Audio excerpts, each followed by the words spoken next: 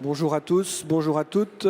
Merci de nous avoir rejoints pour cette nouvelle table ronde et on est ravis de vous accueillir. Je me présente, je suis Sébastien Georges, je suis le rédacteur en chef de l'Est républicain, du Républicain Lorrain et de Vosges Matin, des journaux du groupe EBRA, dont on est et fortement des journaux locaux attachés à la proximité, mais aussi à l'information évidemment. On est là pour évoquer avec nos 4 invités le sujet sur la démocratie peut-elle survivre au nouveau régime médiatique. Un vaste sujet qu'on va aborder avec Cécile Prieur, qui est journaliste et directrice de la rédaction de l'Obs, après une carrière au sein du journal Le Monde, avec Nathalie Rastoin, qui est présidente et fondatrice de Polytane, un cabinet de conseil de communication, membre également de l'Institut Montaigne et ex-directrice générale du groupe Ogilvy. Elle a également écrit avec Batoul Hassoun, un livre qui s'appelle « Un caillou dans la chaussure, l'humain au cœur de l'entreprise ». Également avec nous Vincent Giret, qui est journaliste et qui est depuis quelques semaines directeur éditorial d'un nouveau média sur la transition écologique au sein du groupe Les Échos Le Parisien. Ce média n'est pas encore sorti, mais c'est prévu dans quelques mois. Et enfin, on se retrouve également avec Jean-Louis Missica, qui est sociologue, directeur de la rédaction de La Grande Conversation, auteur de plusieurs ouvrages, dont le dernier avec Henri Verdier, qui était sorti l'an dernier et qui s'appelait « Business de la haine, Internet, la démocratie et les réseaux sociaux ». Nous sommes donc réunis ensemble pour parler des médias, de la démocratie et du débat public, l'interaction entre ces mondes qui contribuent normalement à permettre à chaque citoyen de se forger une opinion et d'apporter sa pierre à la communauté, à la société et à sa construction. Un sujet passionnant mais d'une largesse infinie dont on ne pourra pas forcément traiter tous les sujets, mais dont on veut aujourd'hui vous proposer différentes visions. Le sujet est difficile tant aujourd'hui la société est fracturée, malmenée, bousculée dans ses fondamentaux et le vivre ensemble n'est plus au cœur des priorités de tous. Un sujet essentiel tant le temps de l'action, de la compréhension, de la construction est parfois relayé au second plan derrière le temps de l'annonce, de la réaction à chaud, de l'instantanéité et de la surinformation ou du déferlement des petites phrases. Un temps aussi, un sujet qui sera l'occasion de remettre en cause et de discuter des métiers de l'information qui ont profondément évolué ces dernières années et qui ont un rôle à jouer. Les états généraux d'ailleurs de l'information qui vont être lancés la semaine prochaine par les pouvoirs publics illustrent la préoccupation collective de la place des médias dans le débat public, dans la construction collective de notre modèle de société. La question posée par sa nature elle pourrait être interprétée comme laissant penser que les médias sont responsables et sont les futurs fossoyeurs de la démocratie. Pourtant, on n'est pas dans cette démarche-là. Il omet que les médias sont d'abord des vecteurs, des passeurs de l'information, des analystes, des miroirs de la société et de ceux qui la font. Il laisse à d'autres les rôles d'être acteurs ou d'être initiateurs de la vie collective, de la vie publique, pour construire, nourrir et alimenter la démocratie. Acteurs de la vie démocratique, les médias et les journalistes le sont incontestablement. Ils travaillent sur la base d'une matière qu'ils observent, commentent, analysent, restituent factuellement, ou en présentant des arguments contradictoires. Toutefois, aujourd'hui, on peut se poser la question d'un résultat préoccupant, d'une désaffection du public sur le débat démocratique, mais également sur la fatigue informationnelle qui écarte le public de l'information et donc de tout ce qui est un rejet, et qui contribue à un rejet des élites, à la fracturation de la société. Alors du coup, ma première question va être vers vous, public, mesdames, messieurs, de vous demander quelle est votre source principale d'information. Peut-être que chacun pourrait lever la main si vous vous informez et comment vous vous informez, et nous dire si vous informez par les réseaux sociaux en priorité, qui le fait,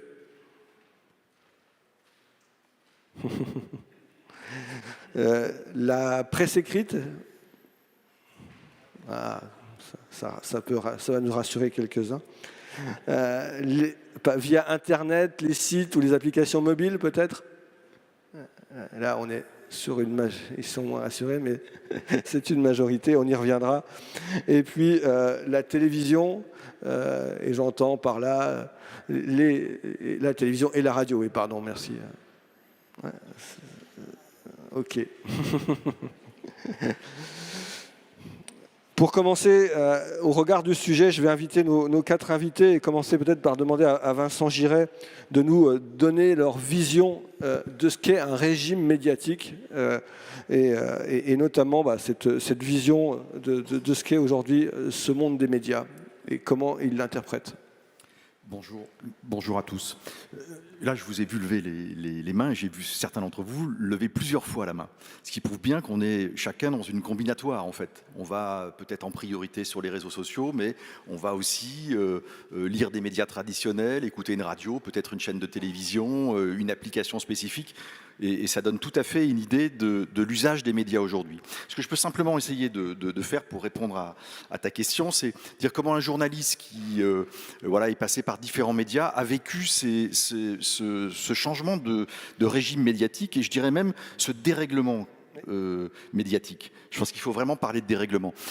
Pardon, je n'ai pas précisé, Vincent, que tu étais il y a encore quelques semaines directeur de l'information de Radio France. C'est pour ça que je suis encore un tout petit peu intéressé par la radio et par l'audio. Mais il y a quand même quelques mains qui se sont levées pour dire qu'ils écoutaient encore de l'audio ou de la radio. Non, ce que je voulais vous dire, c'est dans mon métier, depuis 2 décennies, on a vécu une série de ruptures. Mais vraiment des ruptures qui ont été fondamentales et qui transforment le système médiatique, mais qui transforment aussi et qui même fait turbuler le journalisme aujourd'hui, au point d'ailleurs que ce dérèglement est peut-être une menace tout à fait réelle sur la démocratie, pour la démocratie, et qu'il est urgent d'y réfléchir collectivement et que les journalistes devraient aussi y réfléchir davantage. La première rupture, vous l'avez illustré chacun à votre manière là, c'est bien la rupture technologique. L'iPhone, c'est 2007, c'était hier. Vous voyez bien qu'il n'y a jamais dans l'histoire des technologies, une technologie s'est déployée aussi massivement et aussi rapidement. Donc ça, c'est vraiment un premier élément extrêmement spectaculaire. Le deuxième élément, deuxième rupture, vous en avez donné une illustration là, c'est la rupture des usages. On ne consomme plus de l'information, du divertissement, comme il y a 2 décennies. Vous avez une multitude de choix et ces usages sont encore en train de se transformer. On parlait de la radio actuellement, on s'aperçoit que l'audio, que le podcast est en phase ascendante. Vous êtes de moins en moins nombreux à écouter la radio tous les jours, mais de plus en plus nombreux à écouter de l'audio différemment. Donc ça, c'est une rupture des usages qui continue. La troisième rupture, c'est la rupture des modèles économiques, c'est celle sans doute aussi la plus inquiétante, la plus déstabilisante, puisque le modèle économique des médias depuis la fin du 19e siècle est complètement cassé. Avant, les entreprises avaient besoin des médias d'information pour toucher leurs clients. Vous voyez bien qu'aujourd'hui, les entreprises n'ont plus du tout besoin des médias d'information pour toucher leurs clients. Il y a encore un peu de pub dans les médias, mais et en plus, dans l'économie numérique, dans cette rupture numérique, vous avez quelques géants qui captent jusqu'à 80% de la publicité sur le numérique. Google, Facebook et Amazon. Donc tout ça a réduit considérablement les modèles de ressources des médias traditionnels. Donc le modèle économique est cassé et aujourd'hui, honnêtement, il n'y a pas beaucoup de modèles économiques pour l'information. Il y a des très grandes marques qui parviennent à trouver un équilibre grâce à des investisseurs ou à des protecteurs économiques très puissants, dont ce n'est pas d'ailleurs l'activité principale. Mais on voit bien que le modèle économique reste une préoccupation constante des métiers de l'information. Et ces 3 ruptures dont je vous parle, la technologie, l'usage, le modèle économique, il y a un Américain qui s'appelle Martin Gurry qui définit ces ruptures comme des plaques tectoniques qui bougent, vous voyez. Et ces 3 plaques qui ont bougé, elles ont provoqué une 4e rupture, c'est la rupture de l'information. Et qu'est-ce qui se passe à ce moment-là? Ce tremblement de terre, il a généré un tsunami. Le tsunami, c'est le paysage, c'est le système médiatique dans lequel nous sommes. Nous sommes assaillis d'informations, chacun d'entre nous est devenu un émetteur, on like, on met des photos, on commente, et la quantité d'informations double depuis le début de l'histoire de l'humanité, double tous les 2 ans. Vous voyez la puissance du flot d'informations qui nous assaille, dans lequel on se débat aujourd'hui. Donc ça, c'est vraiment un élément fondamental et ça explique la fatigue informationnelle dont vous parliez, qui est un élément majeur. Un Français sur deux estime qu'il a une fatigue informationnelle parce que nous sommes bombardés par des notifications à tout va, par des chaînes d'infos, par une accélération aussi de l'information. Et ce tsunami, il a embarqué beaucoup de choses. Il a embarqué, je termine là-dessus pour laisser mes camarades s'exprimer, mais il a embarqué les digues de confiance traditionnelles des médias. Et ça, c'est une préoccupation majeure. Avant, on savait, on faisait confiance à tel média, on était abonné à un journal, quel que soit le journal d'ailleurs, l'Humanité, le Figaro, Le Monde, l'Équipe, quelque part. On avait une même représentation du monde ou à peu près. Et là, ce tsunami fait qu'aujourd'hui, en fait, le champ de l'information est devenu totalement horizontal, dérégulé, hyper concurrentiel et toxique. On voit bien qu'en plus maintenant il y a des officines, il y a des États qui jouent avec ce système médiatique et avec ce paysage médiatique aussi pour pousser des narratifs qui peuvent affaiblir nos démocraties. Donc c'est ça le nouveau dérèglement médiatique et qui pose un énorme problème collectif. Il y a des réponses, il y a aussi une responsabilité des journalistes là-dedans et en tout cas il y a une responsabilité maintenant pour essayer de reconstruire ces digues de confiance.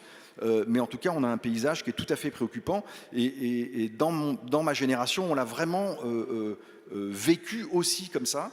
Et aujourd'hui, on travaille bien évidemment sur des solutions aussi éditoriales pour essayer de faire face et de défendre une certaine idée de l'information. Cécile, pardon. Non, peut-être d'autres. Oui, j'étais plutôt parti sur faire le tour d'horizon des journalistes et puis après peut-être passer la parole. Je peux tout à fait prendre la parole. Écoute. Bon, d'abord, moi, je suis absolument d'accord avec ce qu'a dit Vincent, qui a très bien brossé le tableau qui nous agite depuis une vingtaine d'années. Donc, rupture technologique, rupture des usages et évidemment, gros poids sur notre business model, comme on dit en termes anglo-saxons. Donc, c'est vrai que c'est un paysage qu'on pourrait trouver préoccupant, mais moi, je tiens quand même à apporter une note un petit peu plus optimiste dans ce paysage. Puisqu'en fait, quand on parle de changement médiatique, alors moi, j'aime pas le terme de régime médiatique, parce que, d'ailleurs, je ne comprends pas ce que c'est qu'un régime médiatique. Par contre, il y a un espace public, il y a des médias, il y a des nouveaux acteurs dans cet espace public, que sont les réseaux sociaux, bien sûr. Donc ça, c'est des acteurs qui ont diffracté considérablement la manière dont l'information circule dans le monde aujourd'hui. Mais en même temps, il faut bien savoir que ça a été quand même d'abord aussi un progrès, les réseaux sociaux.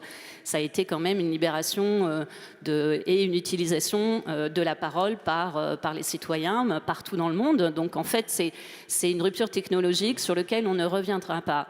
Ceci étant, bien sûr, il y a des effets de conversation mondiale qui peuvent être totalement anarchiques. Il y a des effets de polarisation extrêmement forts. Donc il y a des effets de violence sur les réseaux sociaux, l'anonymat, etc. Tout ça pose des problèmes, pose des lourds problèmes et peut arriver à une conversation toxique, voire manipulée, comme on l'a vu avec des régimes autoritaires et dictatoriaux qui peuvent jusqu'à manipuler l'information au point de renverser parfois le cours des élections, comme on l'a vu aux États-Unis par exemple, mais il y a évidemment d'autres exemples. Ensuite, bien sûr, il y a ça, mais en même temps, il y a beaucoup de choses qui résistent, et notamment la conscience du public qu'on est dans un moment un peu compliqué, et que ce moment, en fait, il n'y a pas de fatalité à ce qu'on soit bourré de fake news, intoxiqué, etc. Et moi, vraiment, je suis là pour lutter contre cette idée que désormais l'espace informationnel serait toxique, brouillé, confus, on ne comprendrait rien. Et en fait, vous, citoyens, comme nous, journalistes, on participerait de cette grande confusion et on n'y arriverait pas. Moi, vraiment, je m'inscris complètement en faux sur cette idée. D'abord parce qu'en fait, quand on dit les gens s'informent sur les réseaux sociaux, on a toujours l'impression de le déplorer, comme si c'était vraiment mal de s'informer sur les réseaux sociaux et comme si on s'informait mal sur les réseaux sociaux. Moi, je ne suis pas d'accord. Sur les réseaux sociaux, il y a des tonnes de choses très bien qui sont faites. D'abord, la première chose que vous lisez sur les réseaux sociaux, c'est des informations de journalistes. Puisqu'en fait, les réseaux sociaux véhiculent nos propres papiers, sont des plateformes aussi pour nos articles. évidemment avec des effets économiques qui sont parfois très lourds et qui ont aussi des effets délétères sur nos modèles économiques. Mais ce qui circule, hein, c'est aussi de la bonne information et de l'information de qualité. Vous voyez les articles du Parisien, des Échos, du magazine L'Obs que je dirige notamment, mais aussi du service public de l'information, Radio France, etc. Donc il y a ça, et évidemment il y a plein d'autres choses, et notamment il y a tout ce que les citoyens ont fait émerger de paroles, et donc tout aussi ce qu'on appelle les influenceurs, ce qu'on appelle aussi des citoyens, des jeunes gens parfois, qui se sont érigés comme véhicules d'information. Donc oui, bien sûr, ça nous met, nous, en cause en tant que journalistes, et ça nous conduit aussi à s'interroger sur la validité de l'information, mais je pense quand même que le public n'est pas aussi naïf et aussi crédule qu'on le croit, et qu'il est capable de faire le tri, et que, en fait, de plus en plus, ça culture l'idée que, finalement, l'information, c'est quelque chose de précis, qui se construit avec des journalistes, qui vont chercher des informations, qui révèlent les informations, et que c'est une idée qui n'est pas perdue dans le public, et sur lequel, moi, je pense, en fait, que même si on est dans un moment un peu compliqué, en fait, cette éducation aux médias est en train de se refaire petit à petit après un moment de confusion. Donc ça, moi, j'y crois beaucoup, et je dois dire que, en fait, pour moi, la solution, elle passe d'abord par le journalisme, c'est-à-dire que la qualité de ce qu'on fait nous, les informations qu'on révèle, la force de notre travail et la légitimité de notre travail. Et ça, vraiment, j'y crois profondément. Oui, le journalisme est important pour la démocratie. C'est aussi le journalisme qui permet de révéler les faits que le pouvoir veut nous cacher, éclairer des grands événements du monde comme le Covid, aller sur des terrains difficiles comme la guerre en Ukraine, etc. C'est ça le journalisme. Et ça c'est la force des informations, elle ne s'est pas du tout démentie. Pas du tout. Voilà. Et l'autre chose que je voulais vous dire, c'est que l'autre solution, pour moi, c'est vous. Voilà. C'est-à-dire qu'en fait, la solution à la crise du journalisme et à la crise du modèle économique, c'est les lecteurs. C'est le soutien que les lecteurs éclairés doivent apporter aux journaux de qualité. Il faut nous acheter, il faut vous abonner. C'est comme ça qu'on défend un espace public démocratique aussi en France aujourd'hui. Voilà. Merci Cécile pour ce plaidoyer. Jean-Louis Missika, vous avez un regard quand même un peu différent sur le régime, le régime médiatique et notamment sur l'emballement qu'il peut y avoir autour de ça et ses conséquences. Non, mais je trouvais très intéressant ce que vient de dire Cécile, parce que effectivement, d'abord un débat, ça a besoin de points de vue contradictoires. Et donc là, on est servi parce qu'effectivement, je ne pense pas du tout la même chose qu'elle, mais je comprends très bien le point de vue qu'elle défend, et je l'admets bien volontiers. Le problème, c'est pas le fait que des plateformes comme Twitter ou comme TikTok ou comme d'autres ou comme Facebook permettent à l'ensemble des citoyens, à toute personne qui le souhaite, de s'exprimer. Ça, c'est un immense progrès démocratique. Un immense progrès démocratique. Le problème, c'est le modèle économique de ces plateformes. Et qu'est-ce que c'est que le modèle économique de ces plateformes? C'est ce qu'on appelle l'économie de l'attention.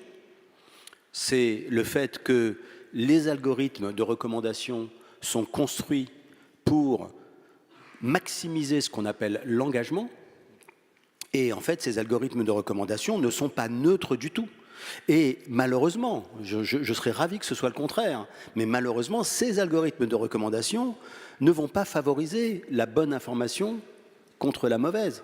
Ils vont favoriser tout ce qui met les gens en colère, tout ce qui provoque des réactions épidermiques, tout ce qui fait qu'on a envie de réagir, parce que l'économie de l'attention repose sur non seulement la durée de consommation de la plateforme, mais surtout sur le fait qu'on revienne le plus souvent possible consulter la plateforme. Ça, c'est le modèle économique de Facebook, c'est le modèle économique de Twitter, c'est le modèle économique de TikTok. Et ce que l'on sait, parce que ça a été démontré par des chercheurs, par des études, et ça a été également confirmé par des lanceurs d'alerte, comme Madame Hagen, qui travaillait chez Facebook. Ce que l'on sait, c'est que ça a des effets dévastateurs absolument dévastateur. Les gens sont dans des bulles de filtre. Nous sommes tous dans des bulles de filtre. On croit toujours que la bulle de filtre, c'est pour les autres, mais c'est pas vrai. La bulle de filtre, nous y sommes. Si vous êtes anti-vax, vous allez consommer des infos anti-vax. Et effectivement, si vous n'êtes pas anti-vax, vous allez vous dire « Ah ben pour finir, c'est bien. Sur Twitter, sur Facebook, il y a que des infos qui correspondent à ce que je pense. » Et d'autre part, ce modèle économique, il a des effets rétroactifs sur les grands médias. C'est là où je ne suis pas en complet accord avec vous. C'est que ce modèle économique, il va favoriser les médias d'opinion. Fox News aux États-Unis, CNews en France, ce sont des médias dont l'impact est largement supérieur à la maigre audience qu'ils font. Alors, quand on regarde l'audience de CNews, on peut se dire, oh ben pour finir, c'est pas bien grave. Non, le problème, c'est pas CNews. Le problème, c'est CNews sur les réseaux sociaux. Et donc, ce que je veux dire, c'est que, et c'est ça le nouveau régime médiatique. La question, si vous voulez, pourquoi est-ce que moi je parle de nouveau régime médiatique? C'est que je considère que dans un système démocratique, le système médiatique joue un rôle fondamental. Et ça, je suis entièrement d'accord avec vous. Les journalistes sont absolument essentiels au bon fonctionnement de la démocratie. Simplement, à un moment donné, la question qu'on doit se poser, c'est qui contrôle l'agenda médiatico-politique? Et la grande révolution, le passage de l'ancien régime médiatique au nouveau régime médiatique, c'est que l'agenda politique était contrôlé par les médias centraux, par les médias mainstream, comme on dit aujourd'hui, par l'Obs, par Radio France, par l'Est républicain.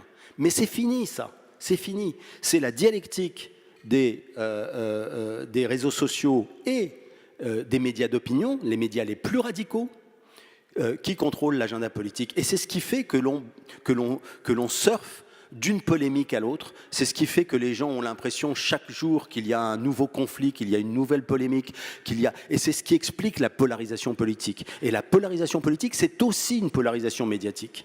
Et c'est ça qu'il faut comprendre. Ce qu'il faut comprendre, c'est que tant que nous serons dans un modèle économique qui favorise la polarisation politique et la polarisation médiatique, alors la démocratie sera en danger, parce que les médias ont une fonction démocratique essentielle, qui est celle d'animer le débat politique de telle façon que l'on trouve des solutions.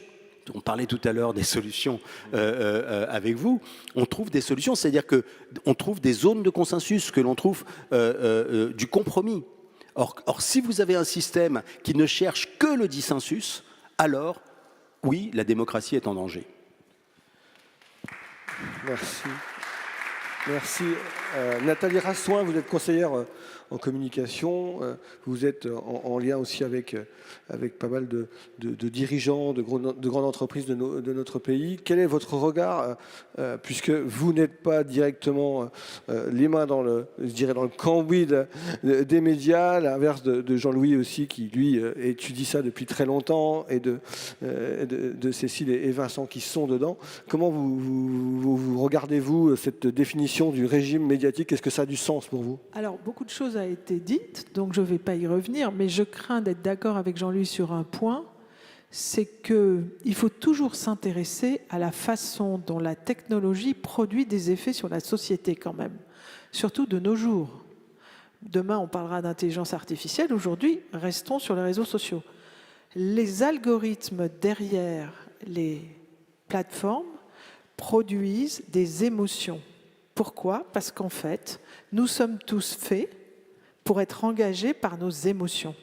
Un fait n'engage pas grand monde. L'émotion qu'on a sur un fait engage. Et donc, l'algorithme qu'il y a derrière la plateforme, l'enfermement dans l'algorithme, c'est de pousser les émotions. Une des conséquences pour moi qui est très importante, c'est que le nouveau régime médiatique semble favoriser l'opinion avant de poser les faits. Et ça, quand même, c'est assez inquiétant pour beaucoup d'acteurs, parce que nous sommes à un moment, et je suis désolée, je ne veux pas parler que des médias, nous sommes à un moment politique et économique où un certain nombre d'enjeux très très importants sont devant nous. Je vais simplement m'attacher à un enjeu que je connais bien, pour en parler à peu près tous les jours, c'est la transformation écologique. Bon, je m'excuse, mais la transformation écologique, avant d'être une opinion, je suis pour, je suis contre, c'est quand même beaucoup de faits, c'est quand même beaucoup de science. Et c'est embêtant d'être aujourd'hui dans un régime médiatique qui favorise l'opinion avant de l'éclairer. Parce que pour moi, la démocratie, c'est quand même un régime où le citoyen est considéré, participe, et pour être bien participé, il est éclairé. Et historiquement, le rôle des médias, c'est d'éclairer les citoyens. Si on commence tout de suite à expliquer qu'on est pour, qu'on est contre, etc., on n'a même pas le temps d'avoir envie d'être éclairé, il faut être honnête. Et je crois que c'est ça l'enjeu, c'est que les gens ne payent plus pour être éclairés, mais ils sont ravis d'être pour ou contre. Et c'est quand même un enfermement très important face à des sujets qui, si le citoyen ne s'en empare pas de façon éclairée, de toute façon seraient résolus par d'autres. Parce que de toute façon, transformation écologique, il va falloir prendre des décisions. Donc si les médias ne nous aident pas, je prends ce sujet-là parce que c'est un sujet qui est réel.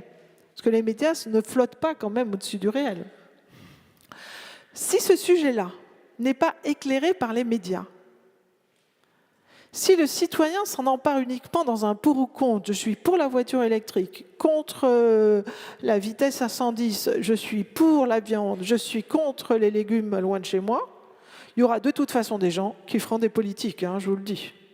Mais je ne suis pas sûre que nous, en tant que citoyens d'une démocratie, c'est-à-dire qui ont envie de participer au débat politique, on en sera. Et c'est pour ça que je pense que le nouveau régime médiatique, c'est une vraie question, parce qu'il ne donne pas le temps, il ne donne pas le temps aux journalistes de faire leur travail parce que le modèle économique est faible. Il ne donne pas le temps aux citoyens de creuser le sujet parce qu'effectivement, on passe de polémique en polémique. Et il ne donne pas non plus la confiance, parce que, alors je ne vais pas assommer de chiffres, mais c'est vrai qu'un baromètre comme celui du Cevipof démontre que la confiance dans les médias à 28%, et juste un peu au-dessus de celle dans les partis à 16%, c'est pas top. Et il faut, pour passer au-dessus de 50%, s'intéresser aux PME, aux universités, c'est-à-dire finalement à des gens qui ont des politiques, qui prennent le temps de poser les problèmes, etc. Donc ce qu'il faudrait aujourd'hui, c'est se poser la question en tant que citoyen démocratique, de comment on rééquilibre aussi le temps, et comment finalement on reprend le temps de s'éclairer en tant que citoyen, parce que je le redis encore, une démocratie, c'est un endroit où le citoyen est éclairé. Une autocratie, c'est un endroit où la propagande s'est substituée à l'information. Je vais être un peu brutale, mais je pense qu'avec la guerre en Ukraine, vous comprenez très bien ce qu'est la propagande. Récemment, j'ai dû discuter avec justement une filiale russe d'un de mes clients qui m'a demandé si ça allait mieux le pain en France. Alors, je n'ai pas compris tout de suite la question. Et en fait, ils ont repris quelque chose qu'ils avaient fait dans les années 60. Dans les années 60. C'est quasiment la même photo, pour tout dire, qui est des files, une petite file, je dois avouer, de Français devant une boulangerie. Il s'agit de Poilane, rue du Cherche-Midi. Et c'est vrai que de temps en temps, il y a quelques personnes qui attendent parce que le pain est très bon. Et ça nous donne, parce qu'on est dans un pays de propagande, le fait que les Français manquent de pain. Moi, je préférerais être encore du côté d'une démocratie où on a le droit, effectivement, de discuter, mais quand même après avoir su le réel, vous voyez. Et c'est ça, moi, ma plus grosse inquiétude. C'est revenir aux faits, à la science, au réel, et à l'obligation d'éclairer nous tous. Voilà. Merci. Alors, est-ce que justement, ces constats, est-ce que sur le mode de fonctionnement aujourd'hui de notre système médiatique, de notre régime, de nos médias, peuvent nourrir une inquiétude et mettre en difficulté la démocratie, parce que vos constats montrent que tout est perfectible, même si on a une volonté dans les médias de se transformer et d'aller continuer à aller chercher l'information pour peut-être éclairé encore, parce que la plupart des journalistes ont envie de contribuer à ça, et c'est leur première motivation à faire ce métier. Est-ce qu'on est, Cécile, une menace pour la démocratie? Est-ce que les médias sont une menace pour la démocratie au regard de notre... pas les médias ou le régime, enfin le nouveau système décrit, pardon. Je ne sais pas si mon micro fonctionnait. Alors, je ne pensais pas venir ici pour répondre à cette question, honnêtement. Est-ce que les médias sont une menace pour la démocratie? Là, ça m'inquiète un peu, si je puis dire. Eh bien, je vais essayer de répondre comme je peux à cette question en déconstruisant cette notion de médias qui me paraît bien floue, comme celle des hommes politiques, comme celle... voilà. Donc, dès qu'on fait en fait des grandes généralités, on a du mal à savoir de quoi on parle. Alors, les médias, bien sûr, c'est tout un système d'organes de presse différents, d'organes médiatiques différents, mais les médias en France, si on prend le champ français, ce sont beaucoup de professionnels qui sont par ailleurs réglementés. Les journalistes n'est pas une profession qui est non réglementée. Enfin, elle n'est pas réglementée, mais elle est régie par des règles éthiques et par des organisations, notamment l'organisation de la carte de presse. Donc, voilà, ce sont des vrais professionnels qui sont formés en école de journalisme. C'est un vrai métier.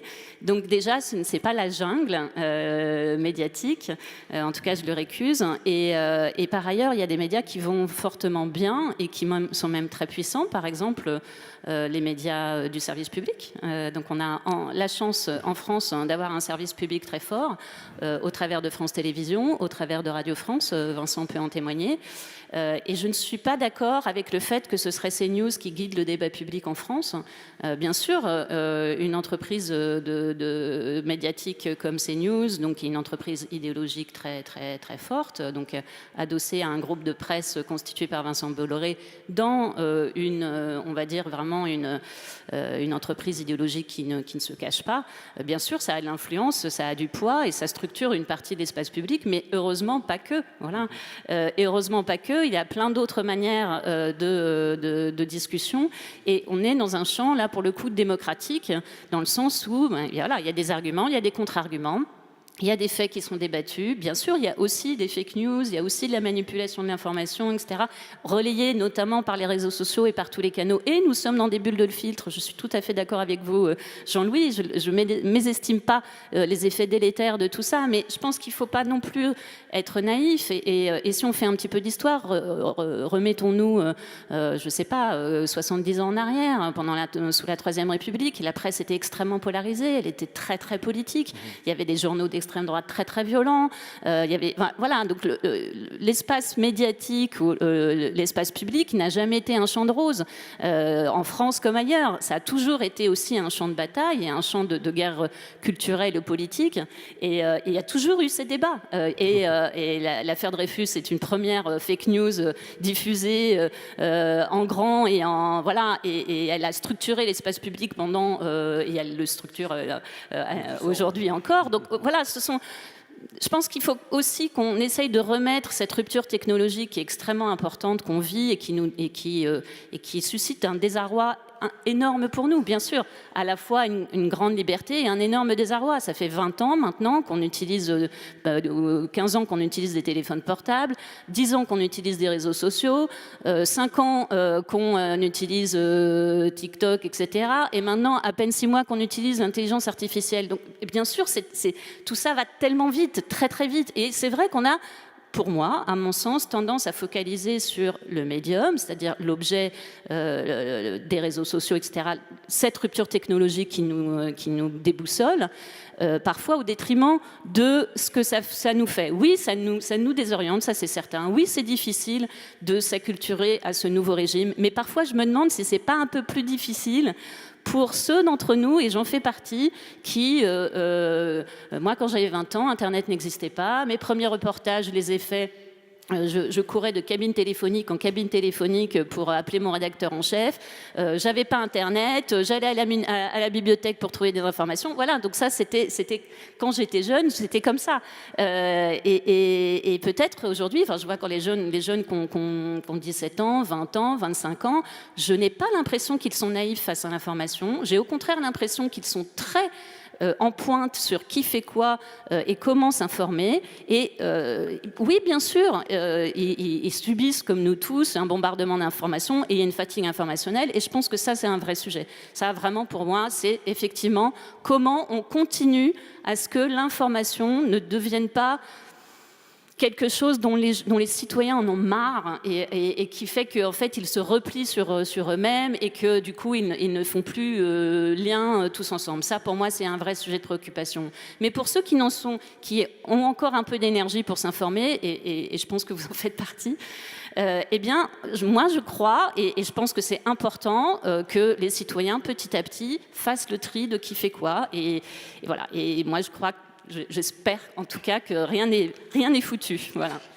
Est-ce que c'est foutu, Jean-Louis ? Non, d'abord, je ne crois absolument pas que les médias menacent la démocratie. Loin de moi cette idée.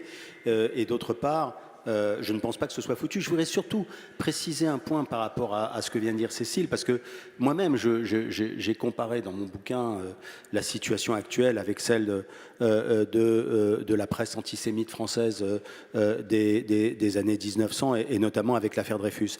Je ne pense pas que le sujet, ce soit la rupture technologique. Je pense que le sujet, c'est la faillite de la régulation. Ce n'est pas la même chose. On va y venir après. La faillite de la régulation. Alors, je vais expliquer pourquoi. Les démocraties ont connu 3 grandes ruptures technologiques. La presse grand public, ce qu'on appelait la penny press ou la presse populaire, c'est-à-dire le passage d'une presse qui était réservée à une élite à une presse qui s'adressait à tout le monde. La radio et la télévision, qu'on peut dater pratiquement d'après la Seconde Guerre mondiale. Et puis bien sûr, Internet, le web et les réseaux sociaux, 3 choses qui ne sont pas exactement les mêmes, mais enfin je ne vais pas rentrer dans les détails parce qu'on n'a pas le temps. Mais ce qui est très intéressant quand on regarde l'histoire des médias, c'est que très vite le législateur s'est emparé du problème. La loi sur la presse, c'est 1881. Voilà. Et là où j'ai un petit désaccord avec vous, Cécile, c'est qu'il faut se rendre compte qu'au moment où la loi sur la presse a été votée, la presse d'opinion était dominante. Mais simplement, ce que l'on voyait, ce que les historiens ont montré depuis, c'est que la presse d'information était en train de bouffer la presse d'opinion. Et malheureusement, je ne vois pas cette situation aujourd'hui. Vous voyez. Deuxièmement, quand la radio et la télévision sont apparues, mais les législateurs ont fait des lois, mais qui aujourd'hui paraîtraient comme liberticides. En France, on a voté l'interdiction de la télévision privée et de la radio privée. On a voté le monopole d'État sur la télévision et sur la radio, monopole qui a duré une bonne 40aine d'années. Et bien évidemment, les lois sur l'audiovisuel, et aux États-Unis, c'est la même chose. Je parle beaucoup dans mon livre de la Fairness Doctrine, parce que la Fairness Doctrine a structuré le débat politique américain. Et c'était quoi la Fairness Doctrine ? C'était l'obligation qui était faite aux radios et aux télévisions de rendre compte de façon équilibrée et honnête des grandes controverses politiques qui agitaient les États ou l'État fédéral. Et qu'est-ce qui s'est passé au moment de l'apparition d'Internet ? Rien. Rien.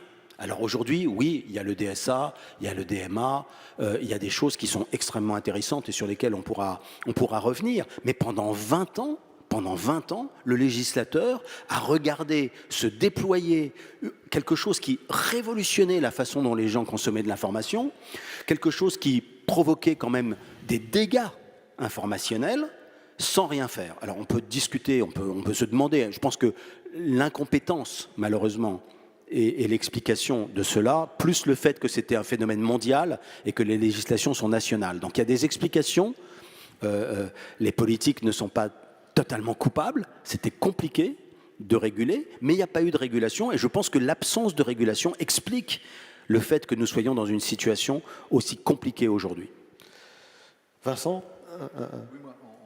en écoutant chacun d'entre vous, j'ai eu tour à tour, par moments, l'envie de défendre le journalisme, qui est quand même mon métier, et puis d'autres moments, envie de le piquer et de dire on a aussi une responsabilité très forte. Donc il y a des choses qui peuvent paraître paradoxales. Aujourd'hui en France, le niveau de l'information, dès lors que vous êtes prêt à payer pour de l'information, n'a sans doute jamais été aussi bon. On peut le critiquer, on peut trouver tel ou tel média trop idéologique, trop politique, trop je ne sais pas trop quoi. Mais si vous êtes prêt à payer aujourd'hui pour de l'information, le niveau de l'information aujourd'hui est tout à fait exceptionnel. Et sans doute, dans ce qu'a produit historiquement l'histoire du journalisme, on est sans doute, c'est certainement largement perfectible, je vais y revenir, mais en tout cas, il y a un niveau de qualité. Le risque, en fait, c'est que et ça c'est mesuré régulièrement par les gens par exemple du Reuters Institute, c'est que les gens qui sont prêts à payer pour l'information sont d'abord des minorités dans les grandes démocraties et qu'en général c'est entre 10 et 15%. Ce qui signifie clairement qu'il y a un énorme risque, c'est même pas un risque, on est dedans, d'un marché à deux vitesses. La très bonne information qui permet du décryptage, de la profondeur, voilà, qui n'est pas dans le tourbillon dont parlait Jean-Louis, etc., accessible à ceux qui sont prêts et qui ont les moyens et qui sont prêts à payer pour l'information. Et puis, le grand bullshit pour tout le monde. Et puis, entre les deux, le service public, il n'est pas exempt de critique, mais il a le mérite d'exister. Mais on est quand même du coup dans un paysage qui est tout à fait singulier et les deux sont vrais, c'est pour ça qu'il y a une situation de paradoxe. La deuxième chose que je voudrais dire, c'est que bien évidemment il y a des choses qui posent problème dans la façon dont le journalisme est pratiqué aujourd'hui.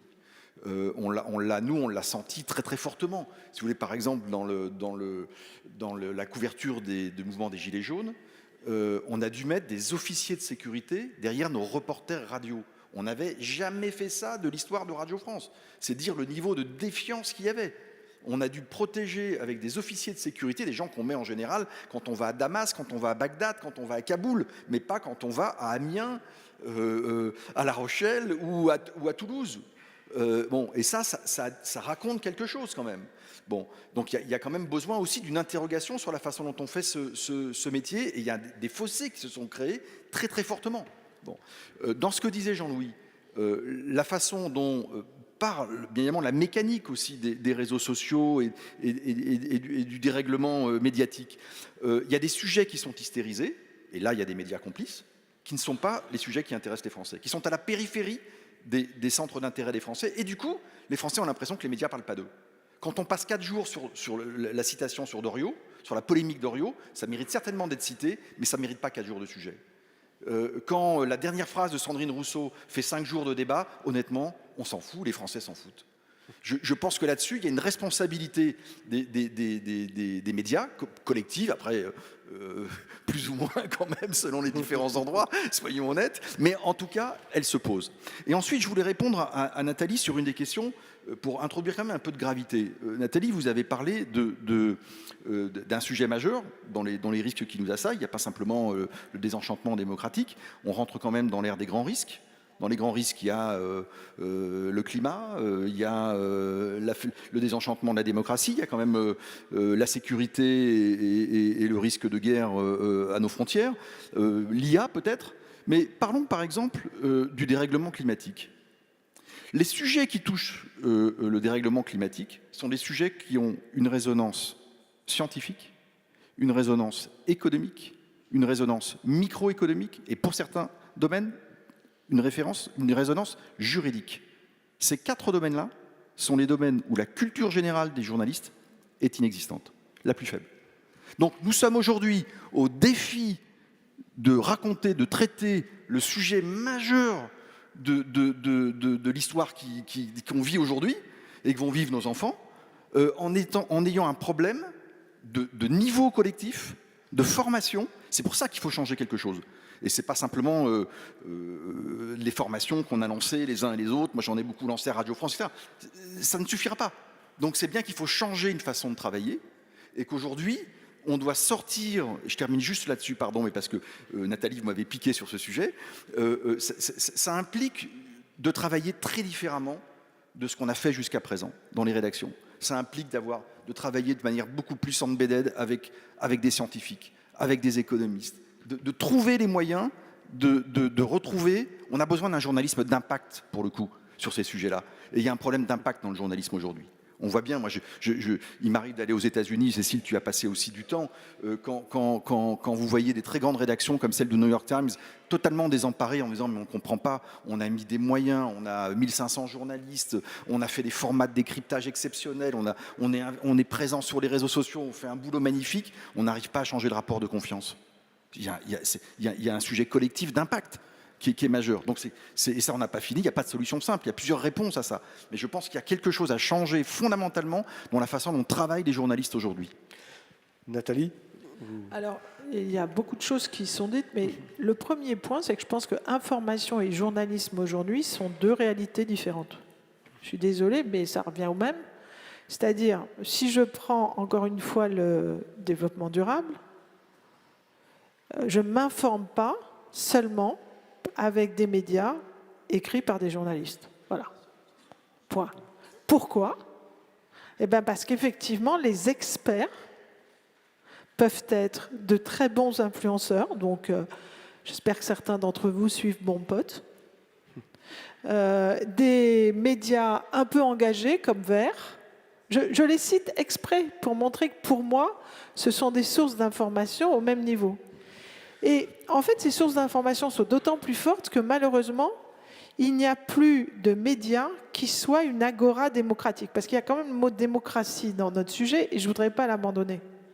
Alors, je sais qu'il y a un service public en France, mais soyons honnêtes. Si je prends la télévision publique française, la moyenne d'âge des gens qui la regardent, c'est 55 ans. C'est objectif. Donc ça veut dire que la télévision d'aujourd'hui, elle est peut-être publique, mais elle ne constitue plus une agora informationnelle. Et ça, c'est quand même un problème aussi. Vous voyez ? C'est quand même un problème que les médias traditionnels ne constituent plus des places publiques, en fait, des agoras. Donc pour refaire l'agora, il faut remettre tout ensemble.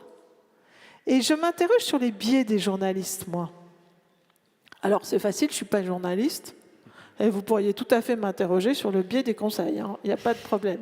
Mais il se trouve que les biais des journalistes, c'est important pour nous tous, étant donné votre rôle, tandis que les biais des conseils, c'est le problème de mes clients. Donc voilà, on les laissera là où ils sont.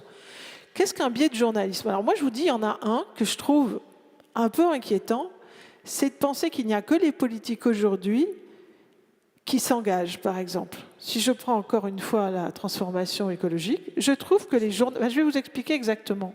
Je trouve que les journalistes ne rendent pas compte avec assez de précision, de puissance, de tout ce que les entreprises sont en train de faire sur ces sujets, par exemple.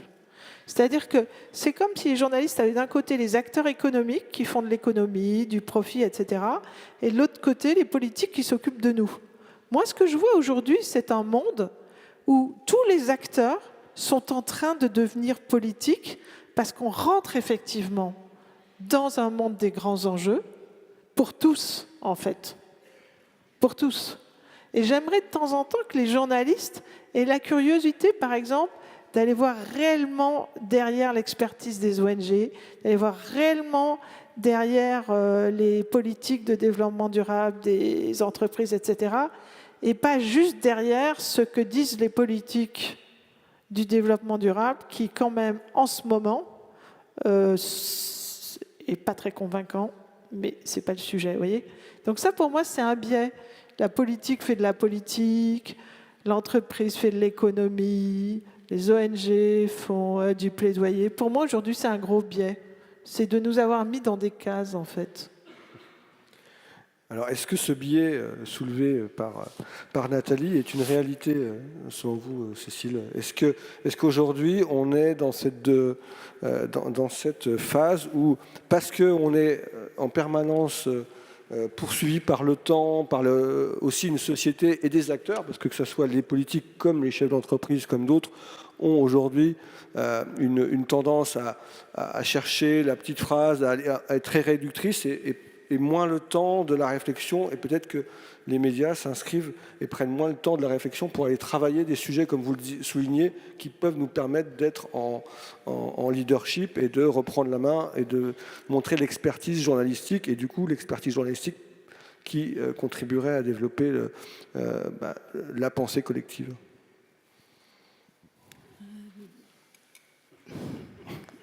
Non, mais enfin, je ne sais pas trop de quoi on parle là, excusez-moi, mais moi j'ai l'impression que sur les questions du climat, qui est une question absolument fondamentale, les journalistes ont fait énormément d'efforts de formation. Je suis absolument d'accord avec Vincent quand il dit qu'on est mal équipés, nous journalistes, sur ces questions économiques, ça c'est certain. La plupart des journalistes ne font pas d'études d'économie avant de rentrer en journalisme, ils sont plus intéressés, mais moi aussi, un pur produit, donc ils sont plus intéressés par l'histoire, la géographie, la science politique, et d'autres disciplines. Et d'ailleurs,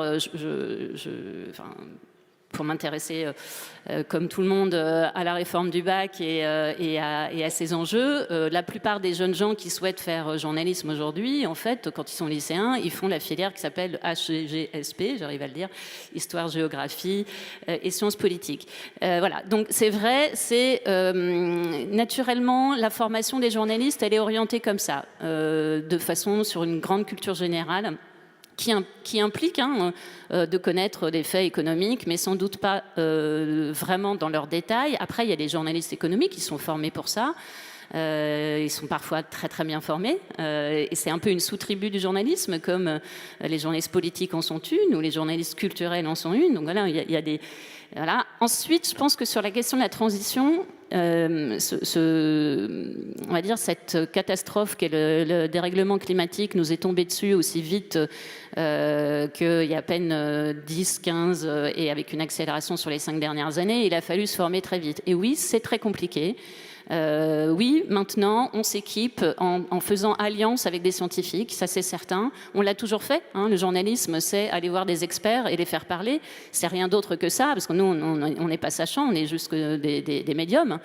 Donc, on va sur le terrain, on va voir des scientifiques, on va voir des gens qui sont concernés et qui savent de quoi ils parlent et on répercute. Alors, il est possible, je suis d'accord avec vous Nathalie, que la question du traitement des grandes entreprises françaises n'est pas simple en fait. Elle n'est pas simple en matière d'écologie et d'environnement, notamment parce qu'il y a un soupçon. Et ça, c'est vrai que c'est pas simple de travailler avec ça et de faire du journalisme avec ça. Il y a ce qu'on appelle le soupçon du greenwashing.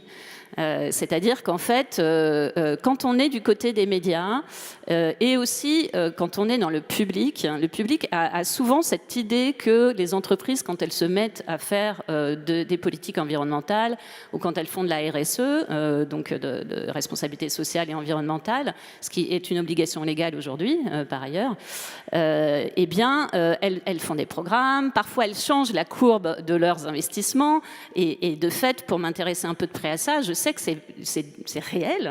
On sait que, par exemple, les financeurs, comme les banques aujourd'hui, ont un vrai pouvoir d'action, ou les assurances ont un vrai pouvoir d'action aussi sur le champ des entreprises, financent ou ne financent pas des entreprises qui sont on va dire, dans une bonne trajectoire par rapport à la transition, mais que c'est vrai que c'est peut-être, et c'est une bonne interrogation, quelque chose qui n'est pas assez dite ou relayé par les médias. Et sans doute parce que c'est compliqué. C'est compliqué aussi de faire, de parler de ces efforts que les entreprises font sans verser dans une espèce de ah bah ça va très bien. Finalement cette société fait des gros efforts, etc. Prenons le cas de Total, qui est une entreprise qui fait couler beaucoup d'encre. Total fait beaucoup d'efforts aussi dans la transition. Voilà. Et en même temps, on sait que il y a plein de choses qui vont pas. Voilà. Et on sait que on va dire l'entité est très paradoxale et pose d'énormes problèmes et d'ailleurs soumis à de grosses polémiques. Voilà. Donc là, je prends un cas un petit peu paroxystique, donc une entreprise pétrolière, mais en fait, ça se pose aussi quand même. Il y a une tension entre capitalisme et environnement parfois, et donc c'est vrai que c'est des sujets qui sont compliqués et qui sont pour l'instant assez peu encore, ils sont explorés, ça c'est certain. Toutes ces entreprises sont aussi journalistiquement, on les interroge, on les enquête, etc. Nous-mêmes, on a fait plusieurs investigations autour de ça. Mais c'est un sujet compliqué, voilà, délicat, parce que technique aussi, et aussi parce que il faut pouvoir faire la part des choses entre communication, et là, c'est plus votre casquette, et justement information. Alors ça, c'est profondément juste. Mais je voudrais dire que je trouve que les politiques font beaucoup de communication et on leur dit rarement. Et je voudrais aussi dire très simplement que la communication, c'est dire ce qu'on fait, c'est pas dire à la place de ce qu'on fait. Et c'est bien ce qu'on demande aux médias. C'est d'extraire les faits et pas les phrases, en fait. Vous voyez ? C'est pour ça que je suis pour un rééquilibrage, en fait, pour la démocratie, de ne pas juste entendre d'abord ce que pense le politique, mais savoir ce que pense le citoyen, ce que pense l'entreprise, ce que pense l'ONG, ce que pensent tous les acteurs. Parce qu'encore une fois, la démocratie, c'est la place publique. Et la démocratie participative, pour moi, et je l'ai dit depuis tellement d'années, c'est un complément de cette démocratie actuelle qui n'est pas si portée que ça par le nouveau régime médiatique, qui est un régime de fragmentation. Et en fait, un régime médiatique qui est un régime de fragmentation, c'est l'inverse de la capacité de se parler, finalement. Et c'est quand même ça la question. Donc, ce n'est pas les médias ou les journalistes tels qu'ils sont un par un. C'est le fait de ne plus avoir un régime qui crée des places où on se parle quand on n'est pas complètement d'accord, pour créer du consensus. C'est bien de ça dont on parle quand on dit la démocratie. Parce qu'il faut créer des majorités, il faut créer des consensus. Vous voyez ?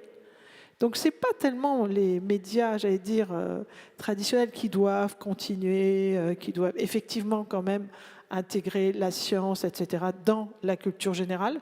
Moi, je pense que la culture générale aujourd'hui, c'est aussi de la science, pour tout vous dire, et pas que de l'histoire géo, mais bon. C'est le fait que chacun est dans son silo, et qu'à un moment, on n'a plus cette place publique qui est la démocratie, en fait. Pour moi, c'est un peu de ça qu'on parle, finalement. Jean-Louis Michica, vous pensez que c'est aussi dans de ce silo et le fait qu'on n'arrive plus à s'adresser et à être au plus près des préoccupations, comme le soulignait aussi tout à l'heure Vincent ? Oui, bien évidemment. Ce qui se passe, c'est que l'espace public est de plus en plus fragmenté. Il est de plus en plus explosé. On parle d'agora, on parle de place publique, on parle d'espace public, enfin peu importe la terminologie qu'on emploie. L'idée, c'est que la démocratie fonctionne sur la base de la délibération des citoyens. Et la délibération des citoyens repose sur l'idée qu'il y a une confrontation des opinions. Or, on voit bien que le problème actuel, peu importe la terminologie, qu'on parle de bulle de filtre ou de silo, le problème actuel, c'est qu'on est de moins en moins dans des situations où on peut se confronter à des opinions différentes de façon à... Or, pourquoi c'est important la confrontation des opinions ? Ça, c'est Bernard Manin qui l'a écrit dans le principe du gouvernement représentatif. C'est important parce que, premièrement, la confrontation avec des opinions adverses modère les opinions. Et ce que l'on a constaté, c'est que dans les bulles de filtre, il y a une ascension aux extrêmes parce que le groupe est homogène en termes d'opinion et les gens, la seule chose qu'ils trouvent à faire pour évoluer, c'est d'avoir des opinions de plus en plus extrêmes.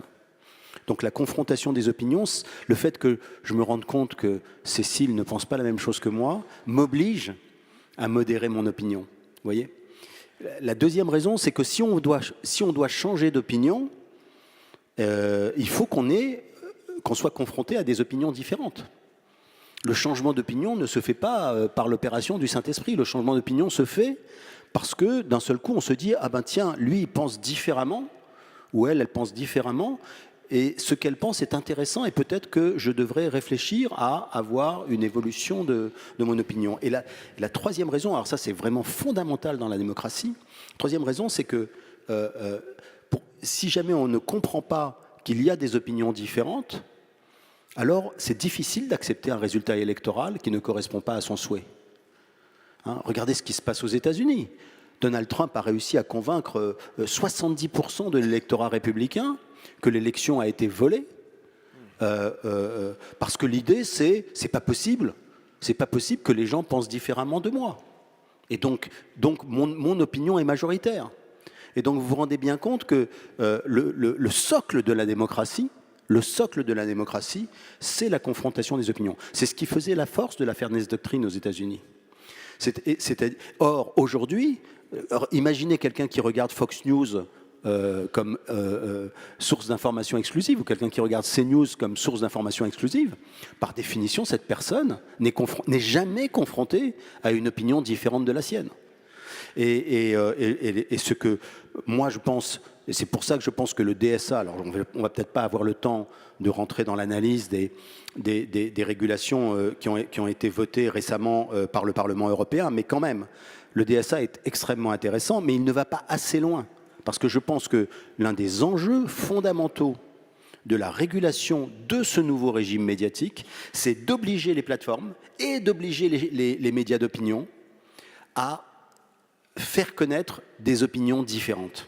Voilà. Et ça, c'est quelque chose qui me paraît essentiel. Et l'autre point, Nathalie en a parlé, c'est la question de l'expertise. Aujourd'hui, je dirais que de la même façon que la mauvaise monnaie chasse la bonne, le mauvais expert chasse le bon dans les médias.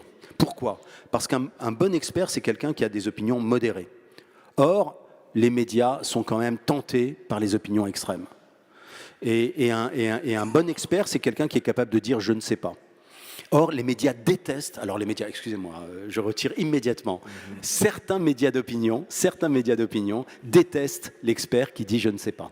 Voyez ? Et donc c'est pour ça que le mauvais expert chasse le bon. C'est comme ça que nous nous sommes retrouvés avec le gourou de Marseille, là, Didier Raoult. Voilà, Didier Raoult, comme le grand expert du Covid. Et malheureusement, nous devons réhabiliter l'expertise informée. Nous devons réhabiliter cette question de l'expertise. C'est un travail très important. Je pense que les médias qui sont représentés autour de cette table, bien évidemment, le font. Et c'est pour ça que je ne crois pas que les médias menacent la démocratie. Mais je pense que ce qui menace la démocratie, c'est le fait que l'expertise frelatée a de plus en plus son rond de serviette dans un certain nombre de médias et bien sûr sur les réseaux sociaux. Je vais vous donner un exemple. Il y a un institut français qui s'appelle l'Institut des systèmes complexes qui a mis en place des outils, le politoscope, le climatoscope. Le climatoscope est un outil sur Twitter, enfin sur X maintenant il faut dire, paraît-il, qui mesure les